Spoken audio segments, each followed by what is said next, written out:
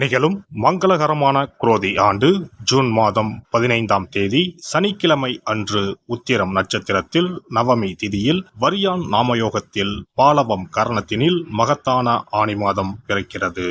சூரியன் மிதுனம் ராசியில் சஞ்சரிக்கும் மாதம் ஆனி மாதமாகும். உத்தராயணத்தின் கடைசி மாதமாகும்.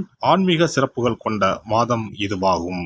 இம்மாத கிரகநிலைகள் என எடுத்துக்கொண்டால் மேச ராசியில் செவ்வாய் பகவான் ஆட்சி பலத்துடன் உள்ளார். ரிஷப ராசியில் குரு பகவானும், மிதுன ராசியில் சூரிய பகவானும், சுக்கிர பகவானும், புதன் பகவானும் இணைந்துள்ளனர். கன்னி ராசியில் கேது பகவானும், கும்பராசியில் சனி பகவானும், மீன ராசியில் ராகு பகவானும் உள்ளனர்.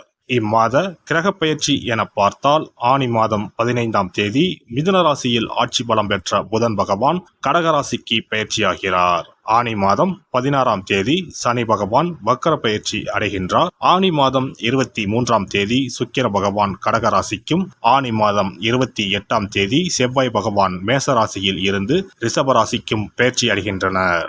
இந்த கிரக அமைப்பினால் உங்கள் வாழ்வில் இம்மாதம் ஏற்படக்கூடிய மாற்றங்கள் என்னென்ன என்பதனையும், ஏதாவது அசுப பலன் ஏற்பட்டால் ராசிக்காரர்கள் செய்ய வேண்டிய பரிகாரம் என்ன என்பதனை பற்றியும் காண்போம். எந்த ஒரு விஷயத்திலும் அவசரம் காட்டாமல் நிதானத்தை கடைபிடிக்கும் மிதுனராசி அன்பர்களே, இந்த ஆனி மாதத்தில் அதிக முயற்சிக்கு எந்த ஒரு காரியத்திலும் லாபம் உண்டாகும். பணவரத்து அதிகரிக்கும். வெளியூர் அல்லது வெளிநாட்டு பயணம் மூலம் நன்மைகள் உண்டாகும். எதை விரும்பினாலும் அதை கிடைக்க வழி தெரியும். தொலைதூரத்தில் இருந்து வரும் தகவல் நல்ல தகவலாக வந்து சேரும். வழக்குகளில் சாதகமான போக்கு காணப்படும். தைரியத்துடன் வீரநடை போட்டு வாழ்வில் முன்னேறுவீர்கள். தொழில் வியாபாரம் முன்னேற்றம் அடையும். எதிர்பார்த்த ஆர்டர்கள் கிடைக்கும். பணியாளர்கள் மூலம் லாபம் கிடைக்க பெறுவீர்கள். தொழில் விரிவாக்கம் செய்யும் எண்ணம் மேலோங்கும். உத்தியோகத்தில் இருப்பவர்கள் எதிர்பார்த்த பணவரத்து கிடைக்க பெறுவார்கள். மேல் அதிகாரிகளின் ஆதரவு இருக்கும். முடங்கி கிடந்த காரியங்கள் அனைத்தும் வெற்றி பெறும். குடும்பத்தில் அவ்வப்போது ஏதாவது சிறு மனஸ்தாபங்கள் ஏற்பட்டு மறையும். கணவன் மனைவிக்கிடையே நெருக்கம் உண்டாகும். உடல் ஆரோக்கியம் அடையும். சொல்வன்மை அதிகரிக்கும். உறவினர்கள் நண்பர்கள் மூலம் உதவிகள் கிடைக்கும். விட்டு கொடுத்து நடப்பது நன்மை அளிக்கும். பெண்களை பொறுத்தவரை இம்மாதம் எந்த ஒரு செயலையும் திறம்பட செய்து முடிப்பீர்கள். தொலைதூரத்தில் இருந்து வரும் தகவல்கள் நல்ல தகவலாக இருக்கும். வெளியூர் பயணம் செல்ல நேரலாம். அரசியல்வாதிகள் தொண்டர்களின் தேவைகளை முழுமையாக பூர்த்தி செய்வீர்கள். உங்கள் முயற்சிகள் அனைத்தும் வெற்றி பாதையை நோக்கி செல்லும். கட்சி தலைமையிடம் நல்ல பெயர் வாங்குவீர்கள். சமூகத்தில் உங்கள் அந்தஸ்து உயரும். கலைத்துறையினரை பொறுத்தவரை புதிய வாய்ப்புகள் தேடி வரும். அவற்றில் உங்கள் திறமையை வெளிப்படுத்தி ரசிகர்களின் ஆதரவை பெறுவீர்கள். உங்களின் செல்வாக்கு உயரும். பணவரவு அமோகமாக இருக்கும். புதிய வாகனம் வாங்குவீர்கள். மாணவர்களுக்கு கல்வியில் முன்னேற்றம் காணப்படும். கூடுதல் மதிப்பெண் பெற மேற்கொள்ளும் முயற்சிகள் யாவும் வெற்றி பெறும். நட்சத்திர பலன்கள் மிருக சிரிசம். இந்த மாதம் சற்று சிரமப்பட்டு உழைக்க வேண்டியிருக்கும். உங்கள் உழைப்புக்கு தகுந்த செல்வாக்கும் பணவரவும் கிடைக்கும். மேல் அதிகாரிகளிடம் அனுசரணையாக நடந்து கொள்ளவும், திட்டமிட்ட காரியங்களை செய்து முடித்து மன நிம்மதி அடைவீர்கள். மற்றவர்கள் மேல் இரக்கம் உண்டாகும். திருவாதிரை நட்சத்திரம். இந்த மாதம் பின்தங்கிய நிலையில் இருந்து மீண்டு முன்னேற்ற பாதையில் அடியெடுத்து வைக்கப் போகிறீர்கள். தீயோர் சேர்க்கையால் அவதிப்பட்டவர்கள் அவர்கள் பிடியில் இருந்து விடுபடுவீர்கள். பொருளாதார வளம் சிறப்பாக இருக்கும். தேவைகள் பூர்த்தியாகும். உங்களின் மீதான அவப்பெயர் மறைந்து செல்வாக்கு அதிகரித்து மிளிரும். புனர்பூசம் நட்சத்திரம். இந்த மாதம் சிறப்பான முன்னேற்றம் உண்டு. இசைத்துறைகளை சார்ந்தவர்களுக்கு பொன்னான வாய்ப்புகள் வந்து சேரும்.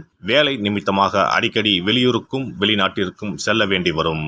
உங்களது உடைமைகளை கவனமுடன் பார்த்து கொள்ளவும். பணம் மற்றும் புதிய நண்பர்கள் சேர்க்கை கிடைக்கும். புதன்கிழமை அன்று ஆஞ்சநேயருக்கு வெண்ணெய் சாற்றி வழிபட எல்லா பிரச்சனைகளும் தீரும். மனோதைரியம் அதிகரிக்கும். சிறப்பு தொகுப்பு. கழுத்தை நெரிக்கும் கடன் பிரச்சனையால் கஷ்டப்படுபவர்களுக்கு எளிய பரிகாரங்கள் உள்ளன. ருண, ரோக, சத்ரு இந்த மூன்றுமே மனிதர்களை வெல்லக்கொள்ளும். அதிலும் கடன் பிரச்சனை கவலையை ஏற்படுத்தி மனிதர்களை கலங்க வைத்துக் கொள்ளும். கடன் பிரச்சனையால் கஷ்டப்படுபவர்களுக்கு எளிய பரிகாரங்கள் உள்ளன. இந்த எளிய பரிகாரங்களை நம்பிக்கையோடு செய்தால் நிச்சயம் பலன் கிடைக்கும். ஒருவரின் ஜாதகத்தில் 6ஆம் இடம் கடன் ஸ்தானத்தை குறிக்கும். கடன் பிரச்சனையால் இன்றைக்கு பலரும் தற்கொலை செய்து கொள்கின்றனர். சக்கரத்தாழ்வார் அருள் இருந்தால் கண்டிப்பாக கடன் பிரச்சனைகள் நீங்கும். பெருமாள் கோவிலுக்கு சென்று சனி மற்றும் புதன் கிழமைகளில் சக்கரத்தாழ்வார் சன்னதியில் துளசி மாலை சாற்றி 12 முறை வலம் வர வேண்டும். ஒவ்வொரு முறை வலம் வரும் பொழுதும் கடன் தீர்வதற்கு மனமுருக நம்பிக்கையோடு வேண்டிக் கொள்ள வேண்டும். தொடர்ந்து 12 வாரங்கள் செய்தாலே கடன் பிரச்சனை தீர்ந்து மன நிம்மதி ஏற்படும். மேசராசியில் பிறந்தவர்கள் தயிரை கொண்டு இனிப்பு பலகாரம் செய்து ஒவ்வொரு வெள்ளிக்கிழமையும் மாலை வேளையில் பசுவுக்கு கொடுத்து வர கடன் பிரச்சனைகள் தீரும். விருச்சிக ராசியில் பிறந்தவர்கள் ஞாயிற்றுக்கிழமை அன்று லட்சுமி நரசிம்மருக்கு காய்ச்சிய பசும்பால் அல்லது பானகத்தை பிரசாதமாக வைக்க வேண்டும். 48 நாட்கள் இந்த பூஜையை செய்தால் கடன் தொல்லையில் இருந்து விடுபடலாம். ரிஷபராசியில் பிறந்தவர்கள் ஜவ்வரிசி கொண்டு இனிப்பு தயாரித்து அதை வெள்ளிக்கிழமை என்று பசுவிற்கு மாலை வேளையில் கொடுத்து வர கடன்கள் அடைந்து சுகம் பெறலாம். துலாம் ராசிக்காரர்கள் பசும்பாலை சுக்கிர ஓலையில் வில்வ மரத்திற்கு ஊற்றவும். 24 வெள்ளிக்கிழமை செய்திட நிச்சயமாக கடன் தீரும்.